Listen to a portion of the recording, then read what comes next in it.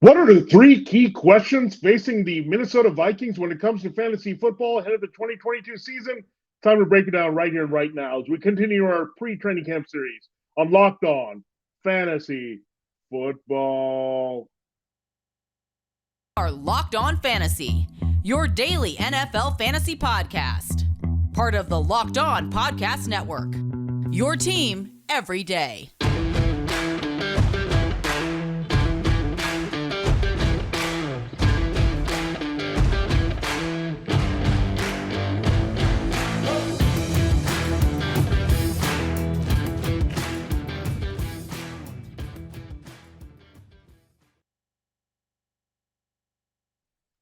Greetings, everyone, and welcome to another edition of the Locked On Fantasy Football Podcast. As usual, I'm your host, Vinnie Iyer, and I'm going to do this. I'm writing about NFL and fantasy football for sportingnews.com. It is a quieter time in the NFL as the mini camp stuff has kind of wrapped up here. Teams are waiting to open training camp later in July.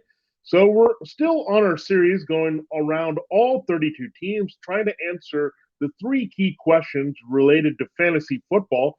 We're up to finishing our first division here. So if you missed any of the previous shows, we went through all of the NFC East teams and we went through 3/4 of the NFC North.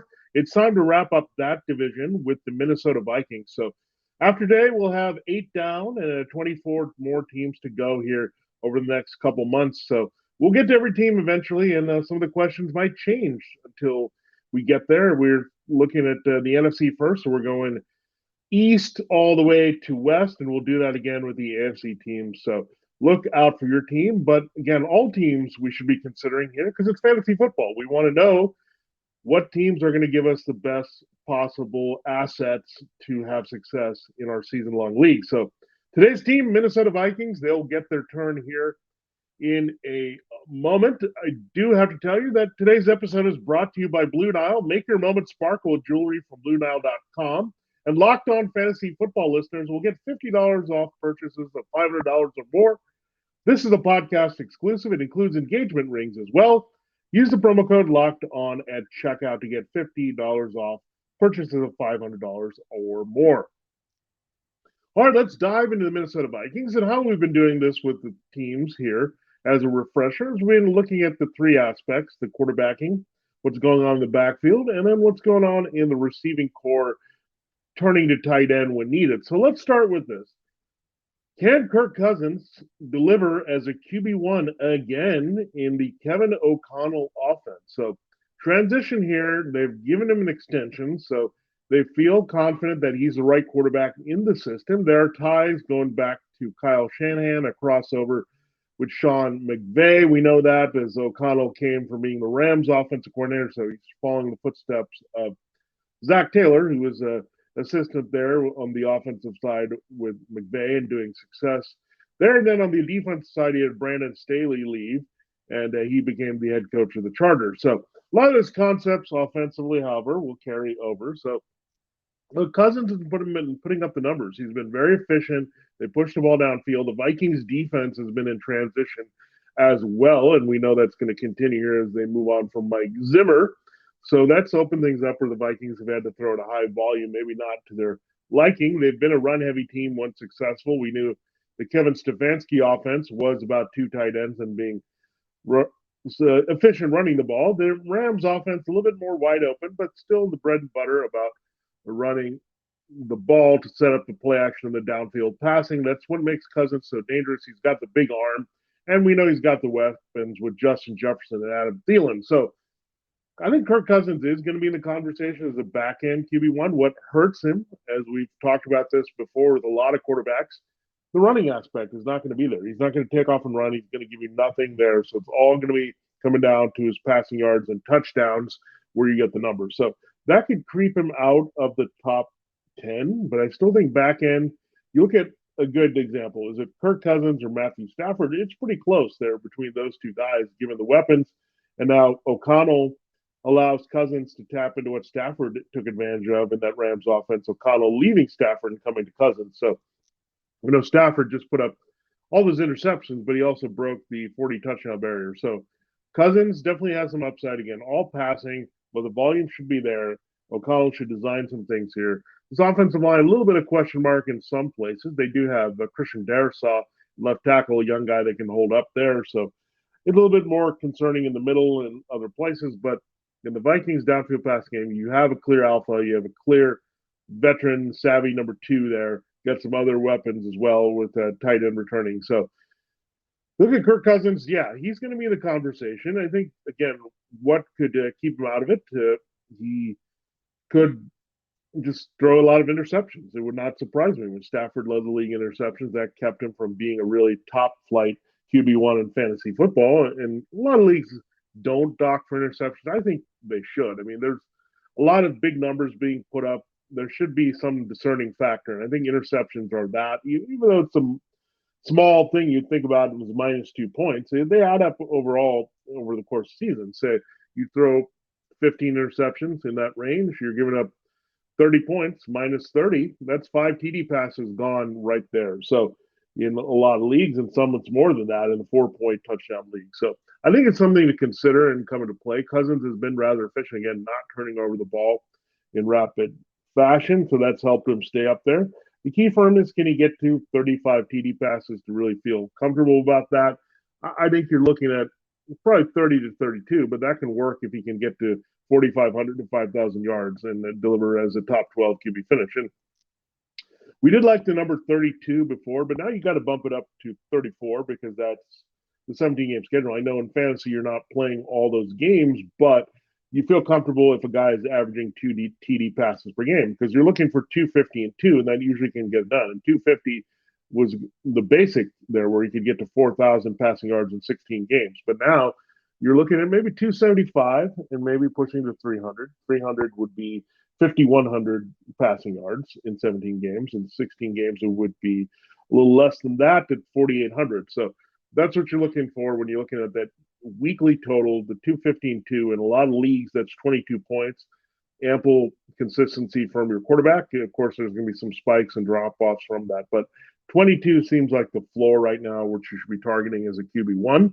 Kirk Cousins can still offer that. I mean, there's enough guys to punch it in a couple times a game for him to like that. And again, he doesn't always have to line up because of Dalvin Cook and that running game being effective, and I think there will be a focus on that. But you can't deny, again, the Stafford, the numbers were there. Jared Goff was a QB1 there also in the Rams offense. So Cousins is going to be a big beneficiary, and he's not going to have to being worried about benched here with Sean Mannion and Kellen Mond behind him on the depth chart here for the Rams. Now, there's our number one core question about the Vikings. Will Kirk Cousins deliver as a QB1 in this new offense? Well, we'll get to the next one here in our next segment. We'll focus on a certain running back for the Vikings there and what he could do here in 2022.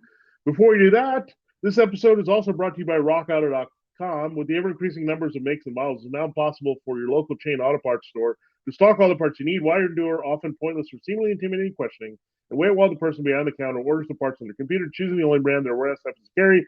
You have computers with access to RockAuto.com at home and in your pocket. You got to go to Rock Auto because it's the place where you're going to save a lot of time and money. Why choose to spend 30, 50, even 100% more for the same parts from a chain store car dealership? There's an example here that you could definitely look at. The Honda Odyssey fuel pump, you could have paid $353 at the chain store, but you would have got it for only $216 from Rock Auto. Rock Auto is a family business, saving and serving do-it-yourselfers for more than 20 years. Rock Auto prices are reliably low for every customer. It doesn't matter if you're working on your car at home or you just want to take care of it elsewhere. They're going to take care of you. They have everything you could need: brake parts, tail lamps, motor oil, and even new carpet.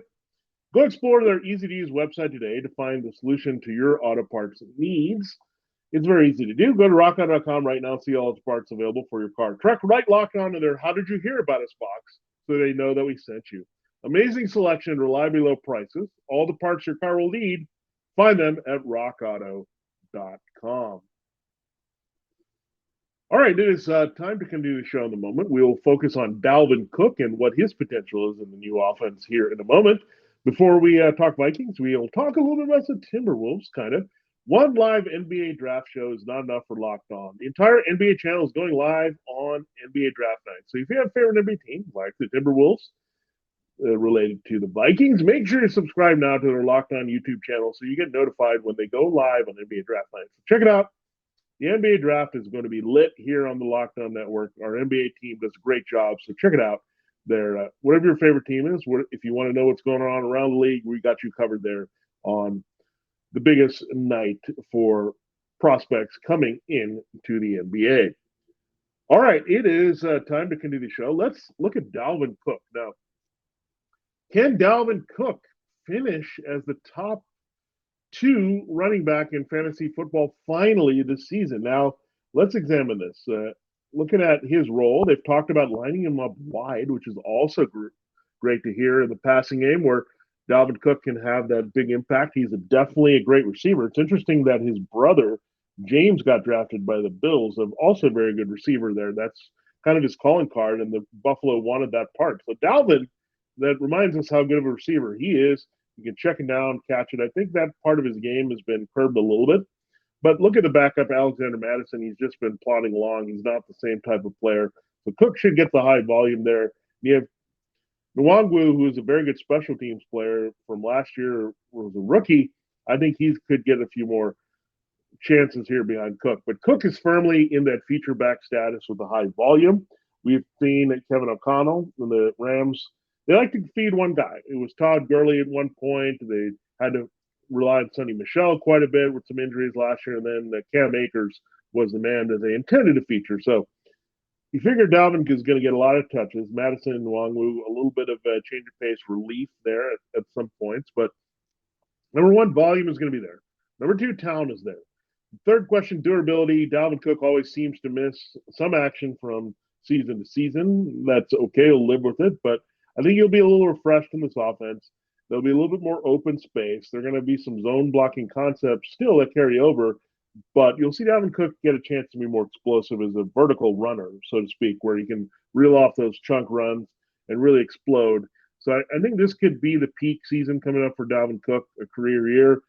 And I say that because, again, the complete package is not going to be underutilized in this offense. I still think it can be, and it has by previous regimes here. And also, I think the touchdowns could be massive here. We've seen Gurley put up big scoring numbers. The Rams do like to punch it in the red zone. So you figured that Cook will have a lot of opportunities in the goal line situations there to punch it in. And again, this is a team that not necessarily is going to throw the ball in for shorter touchdowns there. So Cook is going to be a big factor in that. And also, you want him to have that Leonard Fournette factor where they can swing the ball out to him and he can score that way for Cousins. And of course, that's going to help Cousins' numbers as well. So Dalvin Cook, I'm all in excited about him. And Jonathan Taylor, to me, in half point, full point standard, he's still the choice, the Colts feature running back. But Dalvin Cook, there's questions about Alvin Kamara, Christian McCaffrey, Derrick Henry, in all kinds of formats. Dalvin Cook, I think, is due for this type of big year. And the offensive transition can't be ignored here.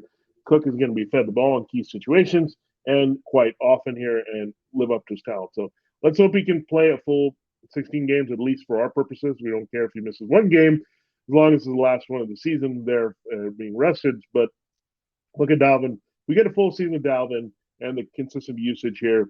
I think he's headed for some high touchdown totals and a very big year from scrimmage for sure. I mean, that's how good I think Dalvin Cook can be, and I think he's teased at that. He's been special in fantasy before. It's been a while since he's really blew it out of the park here with the reliability and just taking over games. He could be that type of player here in 2022. Would not surprise me. That's how good he's been in the league, and that sometimes happens here. He's like waiting for a very talented offensive skill player to put it all together in the right situation at the right time, playing off the right guys with the right volume, and I think everything is lining up well for Dalvin Cook in 2022.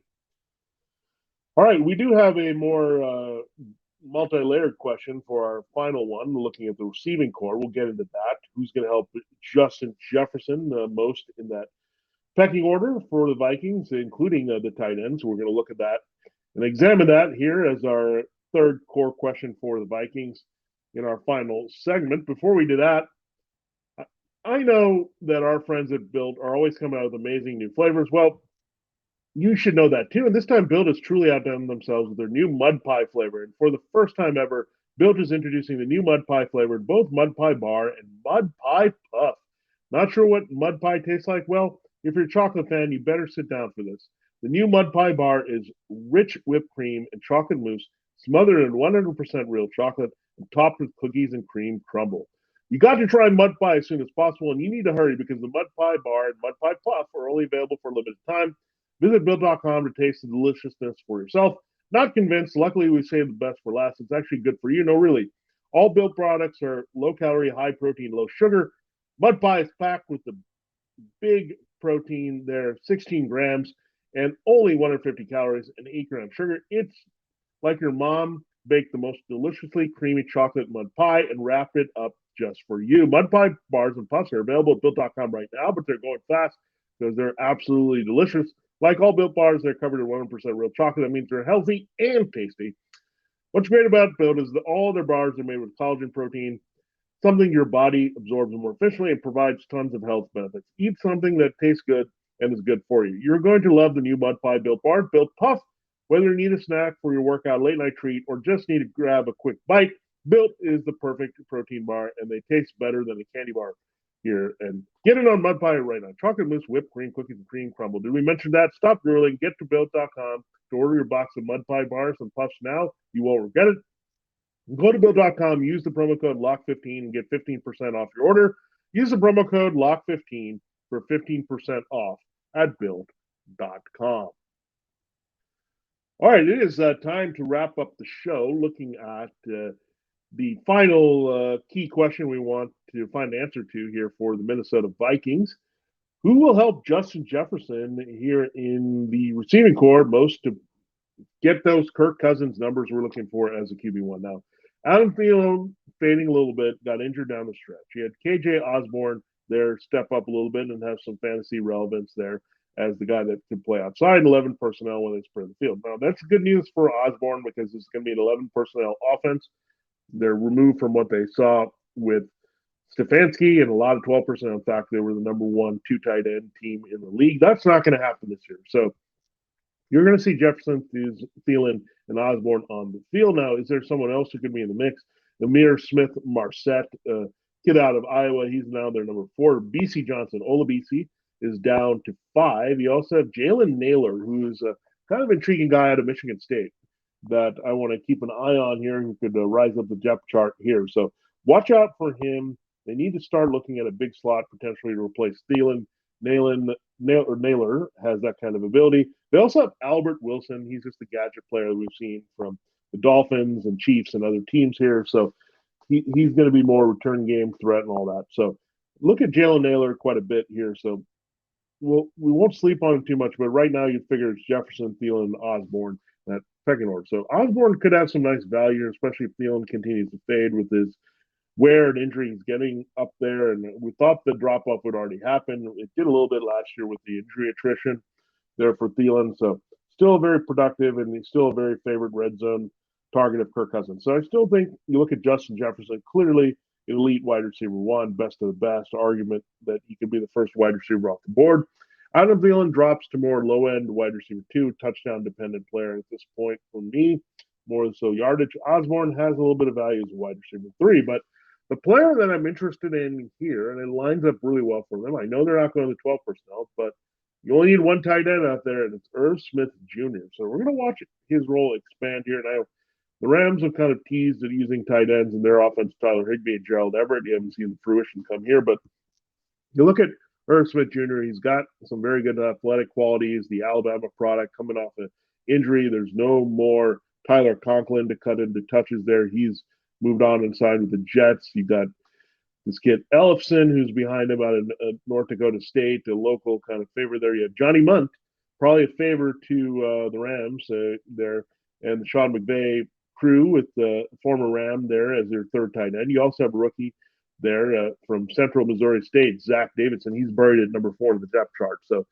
looks like everything lines up for Irv Smith to have a pretty key role. So it really comes down to Osborne or Smith. I think Smith has a little bit more versatility because he can work in the red zone, have a higher touchdown total. Osborne can stretch the field at times. So really look at Irv Smith Jr. as being the sleeper that you can find in the wide receiver tight end realm here to play off Jefferson and Thielen most here. So something to watch, but Irv Smith is very talented. We've teased out his ability before Again, red zone is also going to be very helpful to his production here. So really looking forward to seeing what you can get from Irv Smith on the mend here. And again, that depth chart at tight end with Davidson, the somewhat promising developmental rookie being fourth, kind of says that Smith is going to have a bigger role. So again, there's enough here for Cousins to put up the numbers, leading with Jefferson. I mean, Jefferson could have a season where he has easy double-digit touchdowns, gets you a third halfway there for Cousins' numbers, and then you have to piece it together with some other guys here.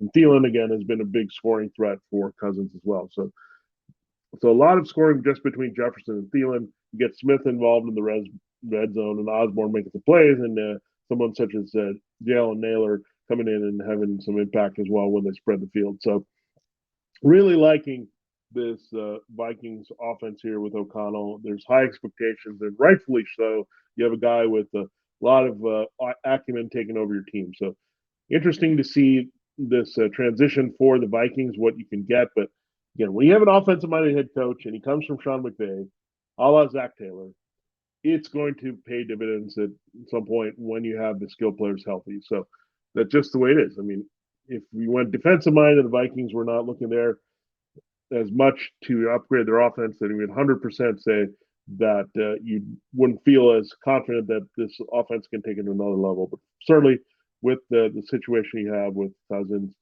I think, and Cook, you're looking at really special seasons. So the big three, Cousins, Cook, and Jefferson, just could definitely go off here in 2022 for the Vikings. And we'll see where the complementary players play. But big seasons from those three are going to help the others really step up here. And again, the biggest beneficiary is still going to be Osborne and Smith.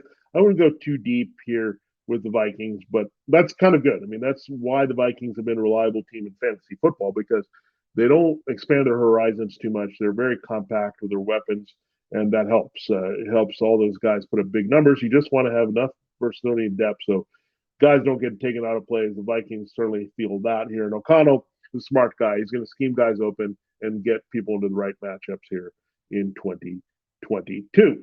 So there you have it. There's trying to answer the key questions for the Minnesota Vikings here in 2022 when it comes to fantasy football. We have wrapped up our look at the 4 NFC North teams. So if you missed anything with the Bears or Lions or Packers, oh my, check them out. They're on our feed here on Locked On Fantasy Football. So check that out for sure. So this has been Vinnie Iyer for Locked On Fantasy Football. Have a great day. I do have to remind you about one thing before we head out. The first picks of the Ultimate NBA Mock Draft have been made. Search now for the Ultimate NBA Mock Draft and get more than 50 insiders, the Odyssey sports experts, the draft experts of Locked On NBA Big Board, and the 5-episode Ultimate NBA Mock Draft.